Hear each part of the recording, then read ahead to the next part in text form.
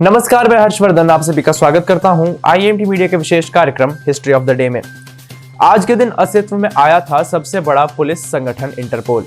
Interpole की स्थापना का सबसे पहला विचार 1914 में मोनाको में आयोजित पहली अंतर्राष्ट्रीय आपराधिक पुलिस कांग्रेस में आया था।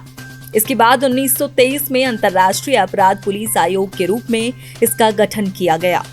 13 जून 1956 से इसे इंटरपोल के नाम से जाना जाने लगा। इंटरपोल का मुख्यालय फ्रांस के लियोन में है। इंटरपोल का एक राष्ट्रीय ब्यूरो और दुनिया भर में 7 क्षेत्रीय ब्यूरो है। ये दुनिया का सबसे बड़ा पुलिस संगठन है। इसका उद्देश्य पुलिस को इतना सक्षम बनाना है कि पूरी दुनिया सुरक्षित बन सके। आज के दिन नेताजी ने पनडुब्बी से शुरू की थी जर्मनी से टोक्यो की यात्रा। महान स्वतंत्रता सेनानी नेताजी सुभाष चंद्र बोस ने 13 जून 1943 को पनडुब्बी से जर्मनी से टोक्यो की यात्रा शुरू की थी। द्वितीय विश्व युद्ध के दौरान अंग्रेजों के खिलाफ लड़ने के लिए उन्होंने जापान के सहयोग से आजाद हिंद फौज का गठन किया था। नेताजी ने जय हिंद, तुम मुझे खून दो मैं तुम्हें आजादी दूंगा और दिल्ली चलो का नारा दिया, जो देश का राष्ट्रीय नारा बन गया। नेताजी ने जापानी सेना के साथ मिलकर ब्रिटिश और कॉमनवेल्थ सेना से बर्मा, इम्फाल और कोहिमा में एक साथ मोर्चा लिया। उन्होंने स्वतंत्र भारत की अस्थायी सरकार बनाई, जिसे जर्मनी, जापान, फिलीपींस, कोरिया, चीन, इटली, मानचुको और आयरलैंड ने मान्यता दी थी। जापान ने अंडमान और निकोबार द्वीप भी इस अस्थायी सरकार को दे दिए थे। आज के दिन केरल के पालाघाट में हुआ था ईएमएस नंबूदरीपाद का जन्म। ईएमएस नंबूदरीपाद 1957 में केरल में विश्व की पहली लोकतांत्रिक तरीके से चुनी गई मार्क्सवादी सरकार के मुख्यमंत्री थे।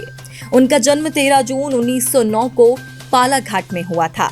नंबूदरीपाद ने वामदल में लोकतांत्रिक हौसले को जीवित रखा और केरल को देश का पहला पूर्ण साक्षर राज्य बनाने में योगदान दिया।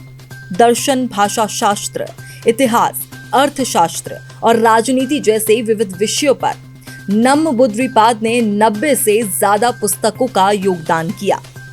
आधी सदी तक कम्युनिस्ट पार्टी की दिशा तय करने वाले ईएमएस के नेतृत्व में चली एक केरल मुहिम के कारण भाषाई आधार पर केरल का गठन हुआ था।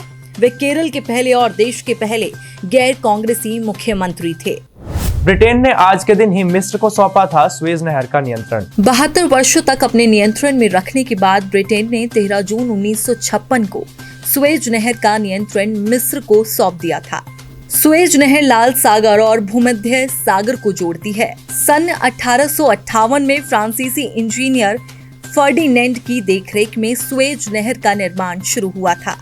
ये नहर 168 किलोमीटर लंबी और 60 मीटर चौड़ी है। सन 1869 में सुएज नहर को यातायात के लिए खोला गया था।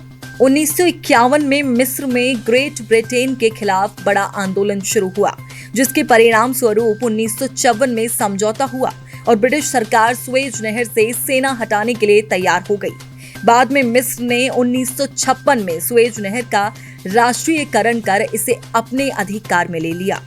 आज के लिए बस इतना ही। कल फिर भेंट होगी इतिहास में दर्ज कुछ और महत्वपूर्ण जानकारियों के साथ। तब तक के लिए देखते रहिए और सब्सक्राइब कीजिए आईएमटी मीडिया।